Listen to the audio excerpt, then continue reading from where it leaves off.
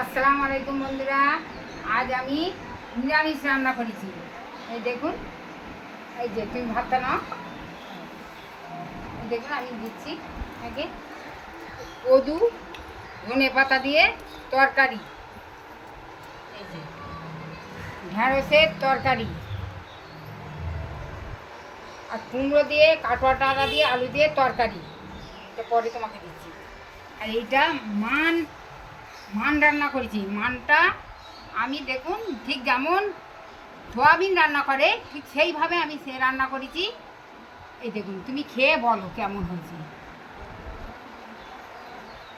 খেয়ে বলো কেমন হয়েছে। ঠিক যেমন সোয়াবিন রান্না করে ঠিক সেইভাবে রান্না করেছি। না বাবা, শেষে একটু ঘি দিয়ে দিয়েছি।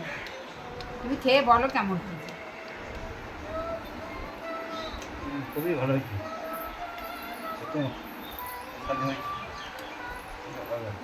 ভালো হয়েছে? মান কেমন গলে গেছে?